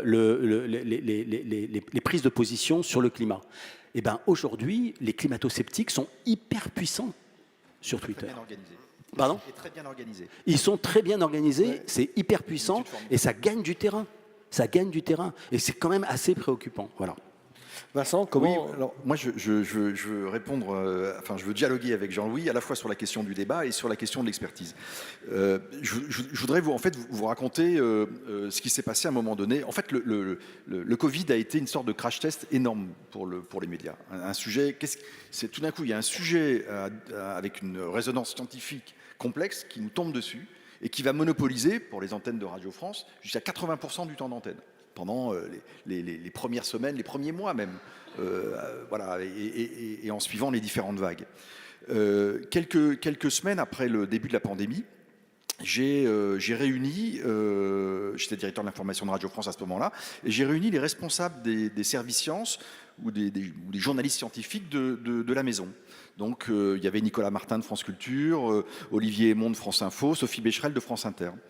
Et je leur ai dit, écoutez, je voudrais que vous fassiez quelque chose, c'est que vous écoutiez nos antennes et que vous fassiez une évaluation de la qualité de ce qui est dit. Alors, ils se sont piqués au jeu, ils ont trouvé ça formidable. Et 3 semaines après, ils sont revenus me voir. Je les ai mis devant tous les responsables de l'information de Radio France. Et ils ont été extrêmement critiques en disant, au début, c'était très très mauvais. Ça commence à être mieux, mais il y a encore un chemin, les amis. Alors, qu'est-ce qu'ils disaient ? Ils disaient des choses que disait Jean-Louis. Il disait... pas le bon choix des experts, et surtout, la manière d'interroger les experts était problématique. C'est-à-dire qu'en fait, le sujet d'actu tombait, donc c'est la dernière déclaration d'eux. Et sauf que l'expert qui avait été invité, c'était pour la déclaration précédente. Et donc on interrogeait l'expert sur un sujet dont il n'était pas l'expert. Et au lieu de dire « je ne sais pas », c'est là où les responsabilités sont partagées, il croyait devoir, puisqu'il avait son moment de lumière et son quart d'heure de célébrité, il croyait devoir répondre. Voilà. Et donc on interrogeait un urgentiste sur un problème d'épidémiologie, on interrogeait, etc. Et ça, c'était problématique, bien évidemment. Et ensuite, comme c'est un sujet qui était systémique, les journalistes politiques ou les gens qui faisaient des interviews laissaient dire aux politiques des choses énormes, sans avoir le minimum de background pour dire « attendez, là, vous avez affirmé un truc, mais on va quand même vérifier, on y revient dans le journal suivant ou dans le flash suivant, où on met une équipe dessus, mais etc. » Et donc, on était tous un peu, et je fais le procès de personne, j'aurais été dans la même situation qu'eux. Et donc, et ça m'a énormément aidé pour dire, en fait, sur la question du dérèglement climatique, on voit bien que le truc est systémique. C'est-à-dire qu'il faut former les gens qui font les interviews, les gens qui font les flashs, les rédacteurs en chef, le service économie, le service politique. Et il faut qu'à un moment donné, devant un politique, quand l'un des politiques, je ne vais pas donner son nom pour ne pas faire de polémique, mais dit par exemple 50 éoliennes en mer, c'est la même production d'électricité qu'un réacteur nucléaire, j'aurais été dans la même situation. Hein. C'est-à-dire que si j'avais entendu un politique dire ça, et il l'a dit sur une de nos grandes antennes dans une matinale, j'aurais été embêté pour réagir. J'aurais peut-être dit, c'est ce qu'il faut dire, c'est ce qu'il faut faire. C'est qu'on essaye de décontracter les journalistes en leur disant ça. Surtout, vous dites, on vérifiera. Ce point-là demande réflexion, on vérifiera. Ne serait-ce que simplement allumer une toute petite lumière chez l'auditeur en disant, attention, il y a peut-être un truc là qui mérite une toute petite réflexion. Bon. Et là, le journaliste a laissé passer le truc sans réagir. Et bien, derrière, on a été attaqué en disant vous avez laissé dire un truc qui est une énormité. Mais ça arrive tout le temps.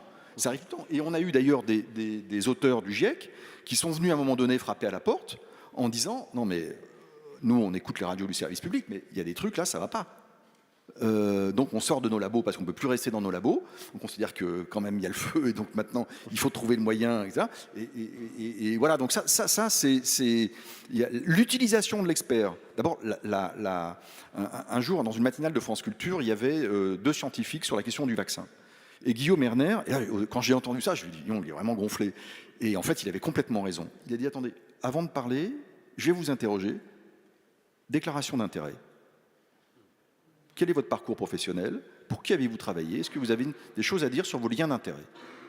Ils ont été excellents tous les deux. Un, ça ne les a pas désarçonnés. 2, ils ont expliqué qu'à un moment donné, bah oui, il faut bien travailler pour tel ou tel labo si on veut expérimenter un truc, etc. Voilà les conditions dans lesquelles ça a été fait, voilà, etc. Et après, il a démarré l'interview. C'était remarquable. Bien évidemment, il faut un peu le temps de France Culture et la durée de France Culture pour pouvoir faire ça. Mais j'ai trouvé que c'était très très malin. Parce que du coup, ça a crédibilisé, ça a réinstauré une crédibilité de l'expert, pour le coup. Donc il y a quand même des choses à faire dans les modes de traitement. Un autre matin, il y avait un sujet sur l'hôpital. Un grand chirurgien était invité sur France Info. Et puis le rédacteur en chef de nuit a le réflexe d'aller quand même mettre le nom du gars dans un moteur de recherche bien connu de nos services. Et le journaliste s'aperçoit que ce grand chirurgien avait été aussi candidat à une élection législative avec un dossard politique, en l'occurrence la France Insoumise. Mais qu'importe, ça aurait été les Républicains, Renaissance, etc., c'est la même chose. Et donc, en présentant ce grand chirurgien, il a été dit aussi par le journaliste qu'il était, etc. Le gars était furieux. Mais donc, vous voyez, la façon dont on doit encore plus dans l'audiovisuel, parce que c'est immédiat, mais dire qui parle, donner le statut de la personne, dire quelque chose de son histoire, et lui poser la question dont il est le spécialiste, mais pas à côté, c'est-à-dire s'interdire de dire non, mais on vous interroge pas là-dessus, parce que pas de facilité en fait, et tant pis si la montre tourne, et voilà, parfois il faut tenir l'antenne, donc il y a aussi des contraintes, vous voyez, il faut jongler entre plusieurs contraintes. Et ça, c'est une discipline, et c'est vraiment très important de le faire. Et je termine juste en disant, Jean-Louis, tu as parlé de l'apprentissage du débat. Ça, je pense qu'il y a quand même une partie de notre sujet là, qui tient quand même à l'éducation aux médias ou à l'éducation à l'information, mais presque à l'hygiène qu'il faut qu'on ait dans ce contexte-là, dans ce dérèglement médiatique, qu'on ait tous. Il y a quelque chose qui me fait penser dans la culture juive, il y a ce qu'on appelle le pile-poule. Alors j'en fais une version vulgarisée qui consiste à... Il y a plein de familles qui ont fait ça. Moi, je ne suis pas ici d'une culture juive, mais j'ai plein de copains qui ont vécu ça dans leur enfance. Discuter, un sujet de discussion du soir, et les parents disaient Ah tiens, tu penses ça? Ok, maintenant tu penses explique-nous le point de vue contraire. Tu prends la position de l'inverse de ce que tu viens de nous dire. Et ça, c'est extrêmement formateur. Vous allez chercher les arguments en disant, mais tiens, si je pense le contraire là-dessus, qu'est-ce que je vais dire? Quels sont les arguments qui me paraissent les plus solides? Et là, vous apprenez une forme de dialectique, d'apprentissage du débat contradictoire, et surtout, vous apprenez une forme de modération et de débat civilisé. Les désaccords, ça fait partie de la vie. Il faut absolument du débat contradictoire, mais il faut le faire de façon civilisée, quand même fondée sur des faits et des connaissances. Ça, je pense que c'est quand même mieux. Mais il y a un apprentissage collectif à ça, surtout aujourd'hui, parce qu'on voit bien que les débats s'hystérisent tout de suite. On sent, et même dans la rue, dans la façon dont on se croise les uns les autres. Dans cette histoire de confiance, je termine juste là-dessus, pardon, je suis bavard, mais il y a quelque chose qui me... Pourquoi en France, par exemple, l'un d'entre vous, je ne sais plus si c'est Nathalie, je crois que c'est toi qui a cité les 29% de taux de confiance dans les médias et dans l'information. C'est un chiffre 28. Bon. 28. Dans le Reuters Institute, la France, c'est 29. Bon. Et dans les pays européens, avec 29%, les deux pays qui font moins bien, c'est la Hongrie et la Slovaquie. Donc il y a une singularité française. Pourquoi en France, la question de la confiance en l'égard de l'information est différente? Ça serait un autre sujet, je ne vais pas y revenir en détail, mais il y a des explications économiques et historiques. Et sur ce sujet j'ai perdu le fil de ce que je voulais vous dire du coup, mais sur ce sujet de la confiance, c'est quand même... J'ai retrouvé ce que je voulais vous dire. Quand vous interrogez par exemple un économiste comme Yann Algan, ou Daniel Cohen, qui malheureusement a disparu ces dernières semaines, je lui avais posé cette question et il m'avait dit non mais attends, nous il y a un truc qu'on a dans nos stats qui est sur la longue durée. Hein. C'est une question qu'on pose dans tous les pays du monde et on l'a sur je ne sais pas combien de décennies. La question c'est, faites-vous confiance à votre voisin? L'un des pays les plus mal classés, c'est nous les amis. On ne fait pas confiance à notre voisin. De façon très minoritaire. Ce qui veut dire, ce que dit Yann Algan, c'est que le rapport à l'autre s'est énormément dégradé. Et ça, c'est aussi un problème du champ démocratique, de notre capacité à débattre. La question de la confiance, y compris interpersonnelle, notre capacité à se dire on discute loyalement. Voilà, ça c'est quand même un sujet de réflexion qui me semble assez abyssal. Merci à tous les quatre. On va passer aux questions de la salle. C'était passionné. On voit bien que tout le monde a beaucoup d'arguments et c'est très constructif. Est-ce que dans la salle, puisqu'il nous reste un quart d'heure, est-ce que dans la salle il y a des questions? Oui. Alors du coup, Axel Marteleur pour le Conseil nancéen de la jeunesse, qui, après un process de 4 semaines de travail sur ces questions, a élaboré plusieurs interrogations sur ce sujet.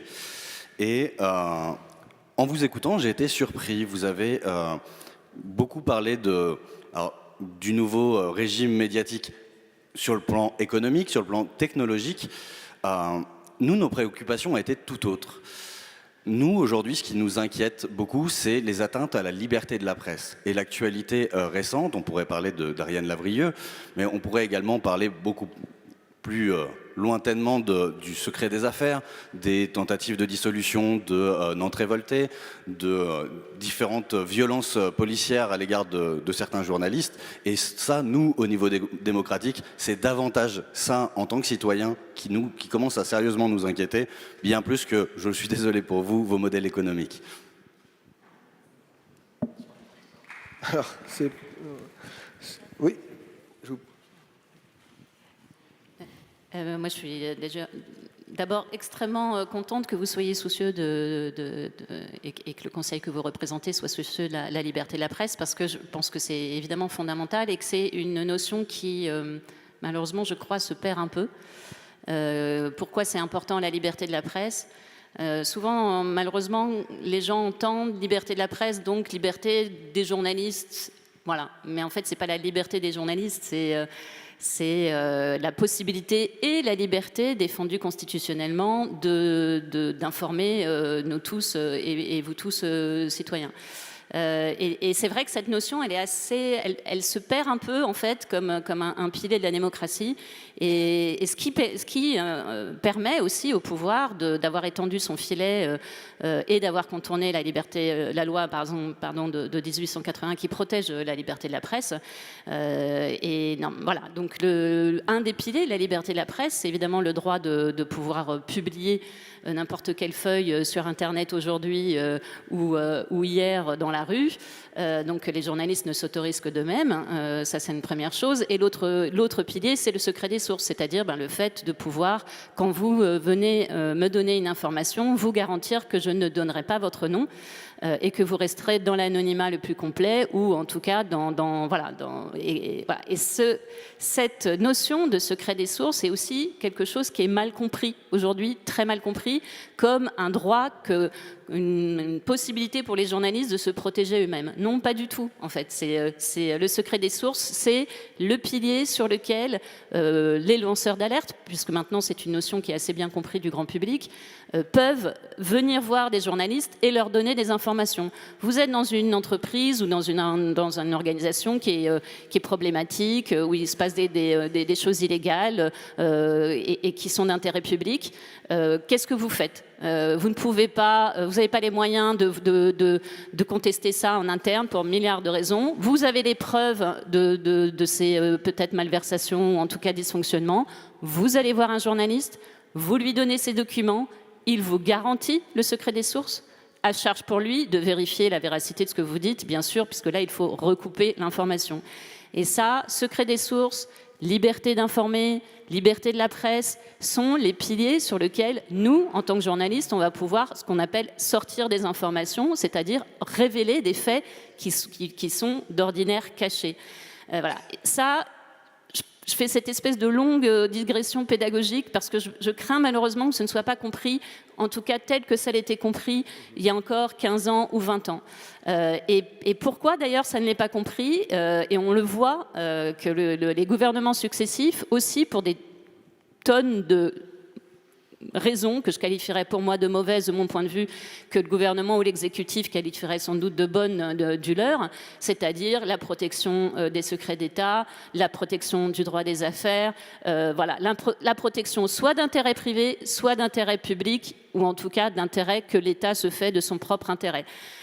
Et ça, maintenant, là, on voit la procédure qui a été lancée contre Disclose avec Ariane Lavrieux qui vaillamment défend, et c'est une très belle porte-parole à son corps défendant de la liberté de la presse. On voit que des procédures qui n'ont pas été créées à l'origine pour s'attaquer aux droits de la presse le sont aujourd'hui. Voilà. Donc plusieurs lois antiterroristes ou des lois couvrant le secret des affaires ou de lois concernant des secrets publics ont été inventées avec des mini-dispositions qui avaient l'air de rien et qui sont utilisées dans des espèces de trous juridiques.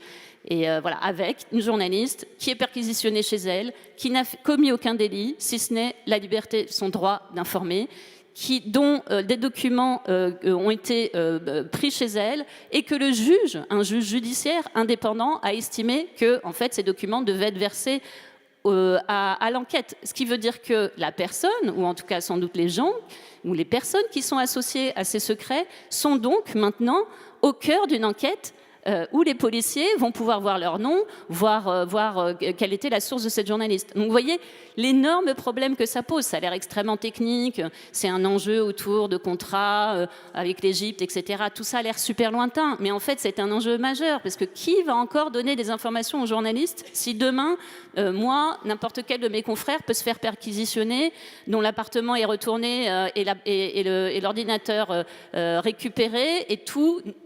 Non pas notre petit tas de secrets, mais en tout cas, ces informations qui sont d'intérêt public peuvent retourner, enfin pas retourner, être versées dans l'appareil policier et l'appareil judiciaire, et je n'ai pas faire du tout injure à l'indépendance de la justice, pour lequel je pense que c'est un autre très grand pilier de notre démocratie, mais là on voit que ces procédures judiciaires sont instrumentalisées au service de la protection d'intérêts qui, à mon avis, sont contradictoires avec la démocratie. Et je voulais juste ajouter à ce qu'a dit Cécile que ça ne se passe pas que pour des sujets d'ordre nationaux, internationaux, avec impact. Ça se passe aussi dans les journalismes de proximité, où aujourd'hui, certains juges ou certains enquêteurs portent plainte pour essayer d'identifier la source de journalistes sur des faits locaux, puisqu'il y a eu dans l'ouest de la France notamment des journalistes qui ont été entendus juste pour savoir d'où venaient leurs sources. Évidemment, ils ont dit qu'ils ne savaient pas, mais c'était pour faire peur à leurs sources. Et donc, il y a des perquisitions, y compris chez les forces de l'ordre, pour savoir comment l'info est sortie dans les médias, y compris locaux, puisqu'on a eu ça récemment du côté de la Nouvelle République ou du côté de Ouest France et du Télégramme. Est-ce que quelqu'un d'autre voulait réagir sur la question ou est-ce qu'on redonne la parole à la salle? Est-ce qu'il y a une question dans la salle?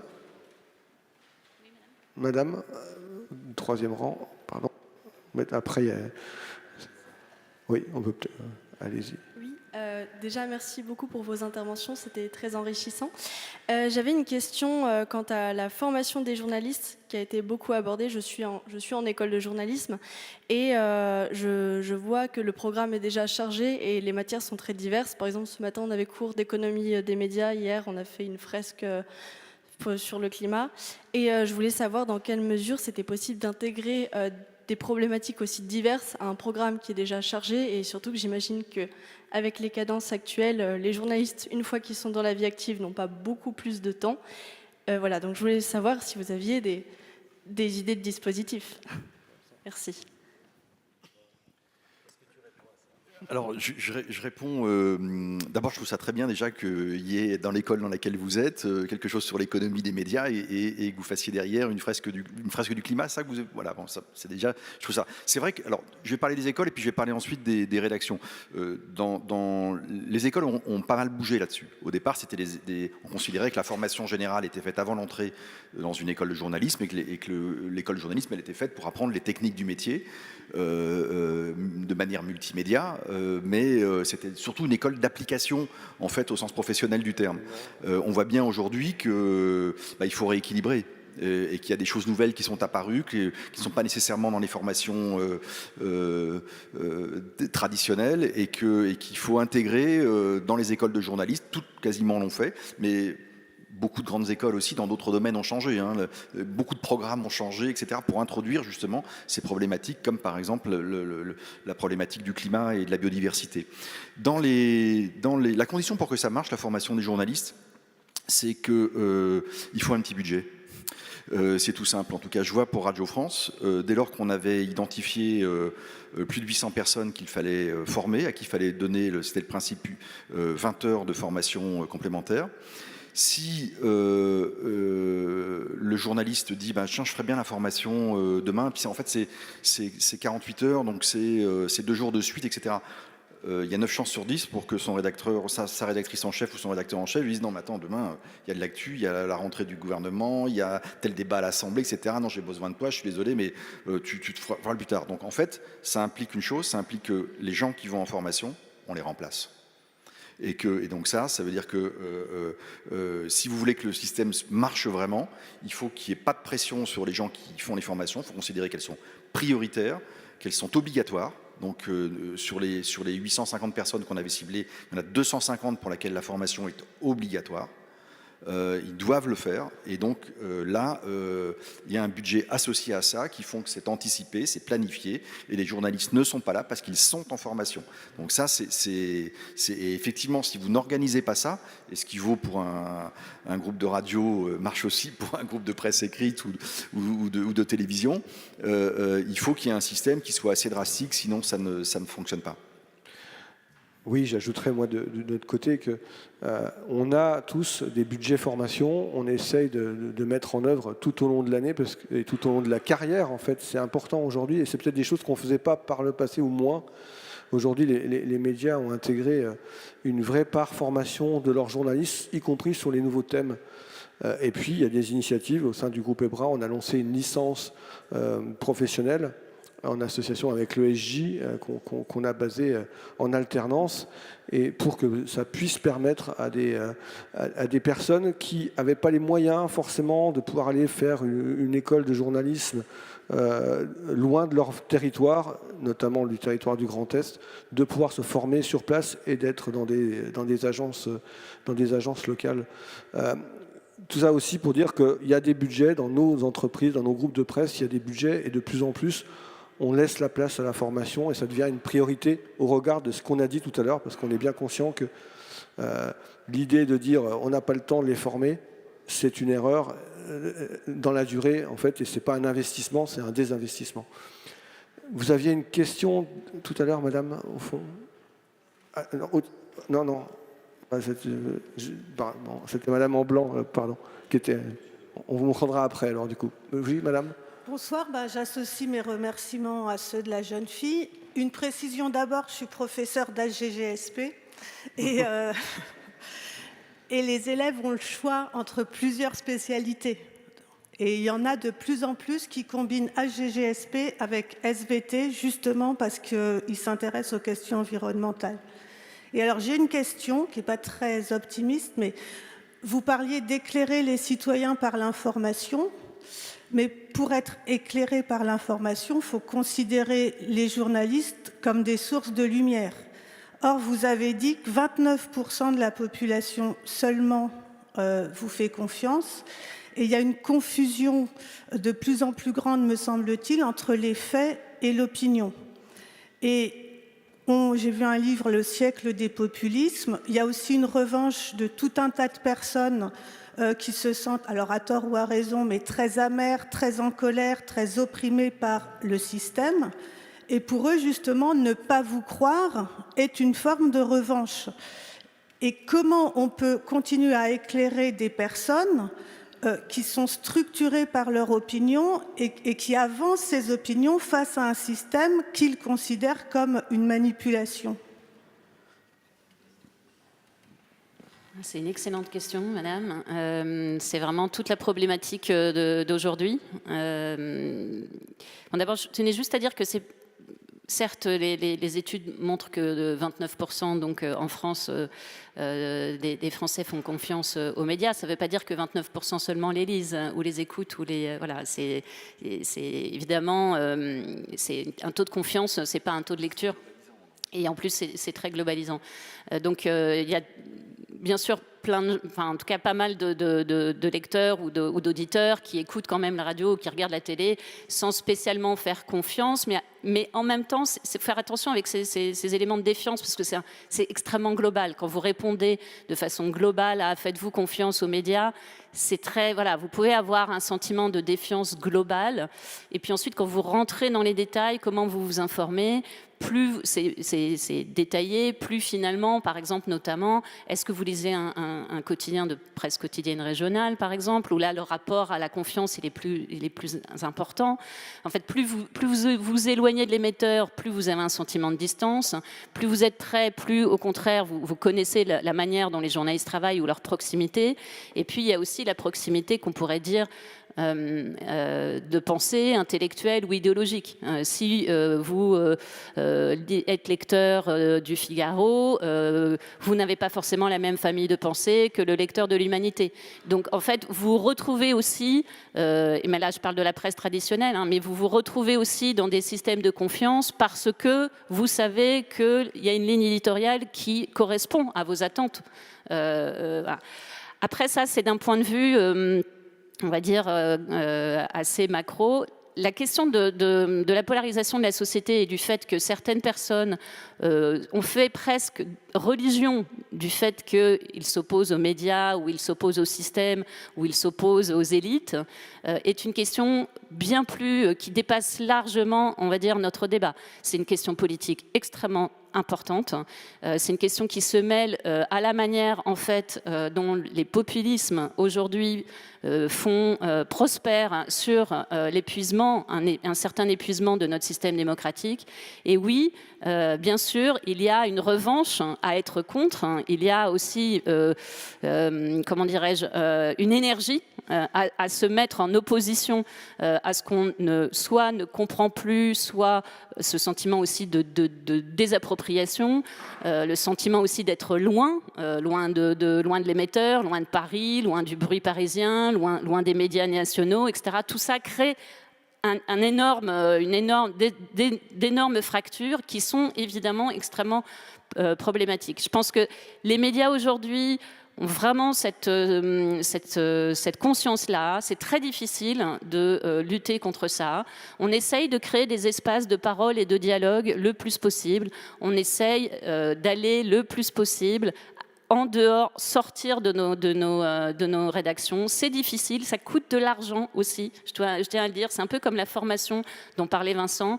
Nous, par exemple, dans notre rédaction, on va souvent dans des petites et moyennes villes pour rencontrer nos lecteurs. Et ben c'est à la fois formidable parce qu'on rencontre nos lecteurs et donc du coup, on est en proximité avec eux, ils nous apportent beaucoup. Et en même temps, c'est un investissement important. Parce que ça coûte de l'argent, parce que c'est pas simple en fait. Et justement, tout est un petit peu entremêlé dans ce moment où les entreprises de presse sont fragilisées à cause de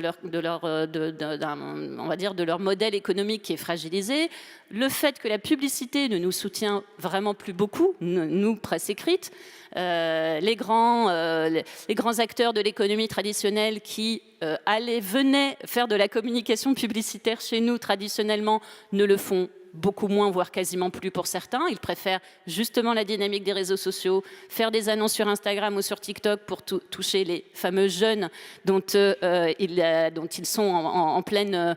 voilà, la préoccupation aujourd'hui d'un grand groupe, que ce soit des groupes de sociétés X ou Y, c'est de pouvoir avoir accès au marché de la consommation des jeunes notamment. Et donc, du coup, qu'est-ce que ça a comme effet ? Ça a comme effet qu'ils se détournent de médias dits traditionnels, par exemple, comme le nôtre. Donc, il y a plein d'effets comme ça où, en fait, en termes de publicité, on est moins soutenu. Et c'est pour ça que je répète, et ce que je disais au début de mon intervention, le viatique, pour nous, c'est les revenus que nous apportent nos lecteurs, et c'est-à-dire, évidemment, le soutien et la persistance d'un lien entre nos médias et les lecteurs. Et donc c'est pour ça que l'éducation nationale fait un boulot extrêmement important. Donc tout ce qui se joue, madame, vous êtes enseignante et vous le savez mieux que moi, tout ce qui se joue dans les classes, tout ce qui permet aux élèves, aux lycéens, aux collégiens et encore avant de distinguer ce qu'est un article de presse d'autres choses. Donc de continuer cette clarification. Il faut lutter contre ce que le paysage que dépeignait à juste titre. Vous dépeignez tous les deux, Jean-Louis et Nathalie.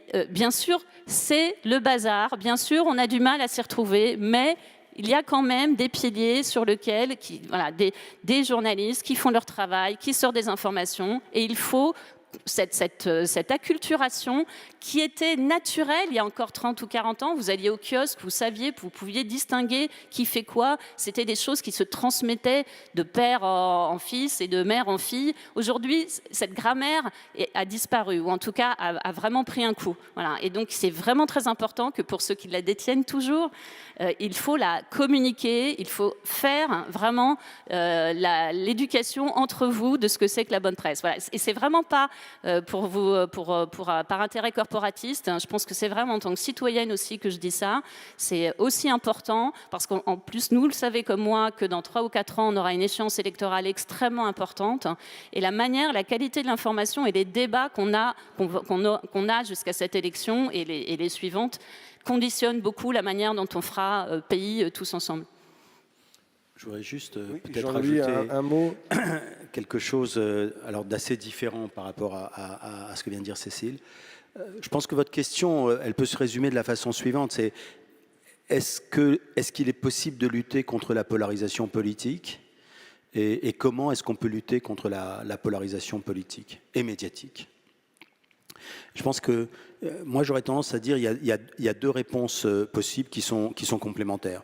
D'abord, ce à quoi nous assistons, que ce soit aux États-Unis ou en Europe, c'est un phénomène d'antagonisme entre le peuple et les élites. C'est-à-dire que le clivage gauche-droite était un clivage horizontal, le clivage peuple-élite est un clivage vertical. Et de ce point de vue-là, les élites, elles sont dans le même bateau. Les journalistes, les politiques, les experts, les scientifiques, ils font tous partie de l'élite. Et ce sont ces gens-là que les personnes que vous décriviez tout à l'heure ont tendance à se méfier et à critiquer et à s'opposer, voire même à s'opposer violemment.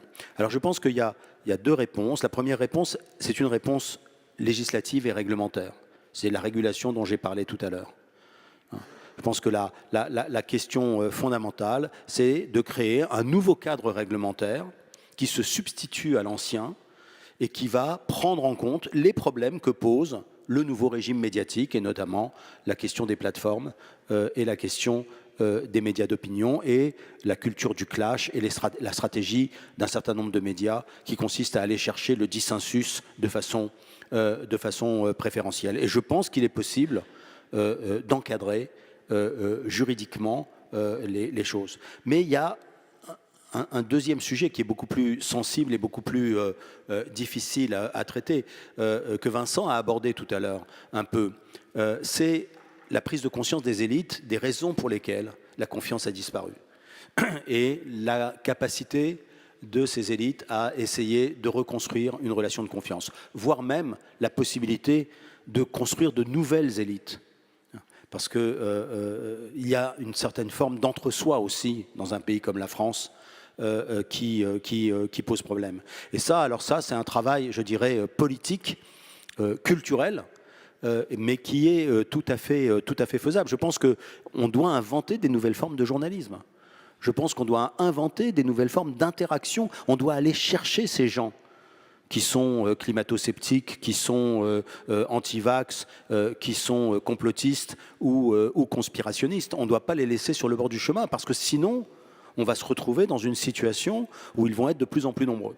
Et donc le travail, ça je rejoins ce qu'a dit Cécile, le travail c'est effectivement de réussir à reconstruire le lien de confiance, mais ce travail-là c'est un travail aussi, je dirais, de compréhension par nous-mêmes des raisons pour lesquelles les choses ont dérapé. Nathalie, juste un mot avant de passer à la dernière question, parce qu'on est déjà très en retard. Je voudrais faire pour chacun d'entre nous, et ça c'est quasiment un conseil pratique, une grosse différence entre désinformation et mésinformation. Parce que chacun d'entre nous rencontre, enfin je l'espère, parce que sinon ça veut dire qu'on est vraiment dans notre bulle, des gens qui ont effectivement ce ressentiment, qui ne se sentent plus considérés. Voilà. Et en fait, il y a toujours deux types de gens, et ils sont très différents dans le lien. Il y a des gens qui pratiquent la désinformation parce qu'ils ont l'intention de l'utiliser. Bon. Ça, je vous avoue que là-dessus, c'est un combat politique. Mais il faut faire attention, dans ces gens-là, il y en a aussi qui sont dans la mésinformation. Ils croient quelque chose parce qu'on leur a dit. Et là, je crois qu'il faut être vraiment ouvert et prendre son temps pour donner d'autres bouts d'informations. Et ça, on ne le fait pas souvent parce que nous-mêmes, nous sommes pris dans cette idée de l'opinion. Et nous sommes nous-mêmes pris dans « Ah bah oui, mais lui, alors il est climato-sceptique ». Mais prenez les climato-sceptiques. Il y a deux genres de climato-sceptiques. Et si on les confond ensemble, on n'ira pas très loin. Il y a ceux qui pensent qu'être climato-sceptique, c'est bien, parce que leur intention étant d'entraîner des gens dans une démarche, j'allais dire, soit de bordélisation, soit de provocation, le climato-sceptisme est une bonne chose. Et d'ailleurs, on a vu sur Internet que les antivax, certains antivax, avaient donc sauté tout de suite à climato-sceptique, parce que dans tous les cas, c'est un levier d'énervement et de colère. Et je vous renvoie au livre de Pierre Rosanvallon, Les épreuves de la vie, pour dire effectivement, on peut nourrir ce ressentiment, cette colère. Bon. Mais il y a quand même la mésinformation dans un monde compliqué. Je redis, le monde est complexe, le monde est compliqué. Et donc je crois aussi qu'il faut accepter de s'informer et de dire soi-même pourquoi tu penses ça, moi j'ai vu ça. Et par exemple, il y a une petite... quelque chose qui a été pratiqué j'avoue, contre le djihad, qui était de mettre, chaque fois que quelqu'un cliquait partir pour le djihad, enfin un certain nombre de mots-clés, de mettre juste à côté, sur la fameuse plateforme dont Vincent parlait, de mettre juste à côté des liens d'information sur un certain nombre d'informations qui contrebalançaient, auxquelles ils pouvaient cliquer ou pas.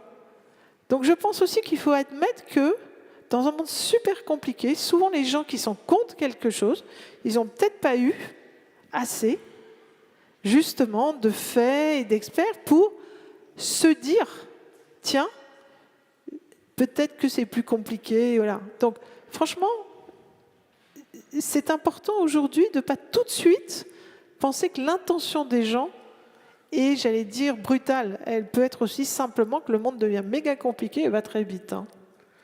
Merci. Alors vraiment une dernière question, parce que vous étiez la première à lever le doigt et vous avez raté le micro plusieurs fois.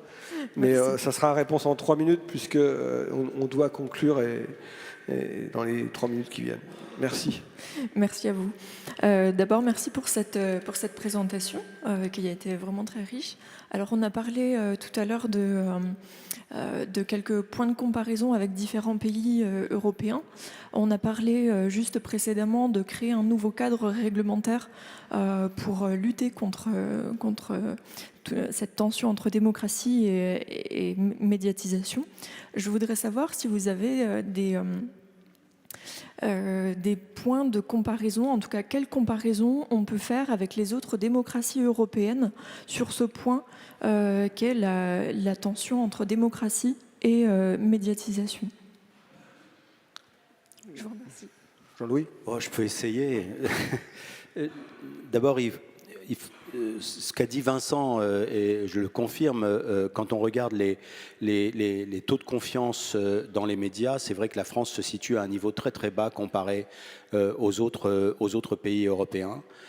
Donc il y a une spécificité française, même si les taux sont relativement faibles dans les autres pays européens. Il ne faut pas croire que c'est 50%. Il y a 7, 8, 10 points d'écart entre des pays comme l'Allemagne, les Pays-Bas, l'Espagne et la France. Et d'autre part, il faut savoir que le problème de la désinformation, le problème de la mésinformation, il est mondial. Et d'un certain point de vue, l'Europe est un petit peu privilégiée, par exemple, par rapport aux pays africains ou par rapport à l'Inde. À l'Inde, il y a eu des lynchages dans des villages uniquement provoqués par des messages sur Twitter ou sur Facebook. TikTok, c'est épouvantable dans un certain nombre de pays. Donc de ce point de vue-là, il y a le problème. Les plateformes sont mondiales, donc le problème est mondial. Quant à la situation des médias sur le plan économique, le problème est exactement le même aux États-Unis, en France, en Allemagne. Aux États-Unis, le nombre de titres de presse qui ferment. Et vous avez un autre phénomène dont on n'a pas eu le temps de parler parce qu'on ne peut pas parler de tout, c'est le fait que ce sont des milliardaires qui rachètent les médias. Aux États-Unis, le Washington Post a été racheté par Jeff Bezos, le Los Angeles Times a été racheté par un milliardaire de la biotech. En France, faire la liste des médias, c'est faire la liste des milliardaires. C'est une question qui mérite quand même une certaine attention. Mais ce phénomène-là, le fait qu'aujourd'hui les médias sont dans des situations financières extrêmement difficiles, n'est pas spécifique à la France. Moi, je connais bien un pays comme l'Espagne. El País est dans une situation compliquée. Et bien évidemment, vous avez des problèmes de ce type qui se posent dans tous les pays européens, tout simplement parce que les modèles économiques des médias sont en train de s'effondrer et que pour le moment, les solutions qu'on trouve ne sont pas toutes satisfaisantes. Alors il y a les fondations, il y a les fonds de dotation, il y a tout un tas d'idées qui circulent, mais on est encore à la recherche de la bonne solution pour sauver, je dirais, les médias traditionnels. Merci Jean-Louis, je pense que ce sera le mot de la fin. Merci à tous les quatre Les échanges étaient nourris, animés, enrichissants. J'espère, messieurs, dames, que vous avez trouvé également intéressant ces 90 minutes, un peu plus d'ailleurs. Merci de votre attention. Bonne soirée et bonne continuation dans les différentes tables rondes et ateliers de ce forum Place des démocraties.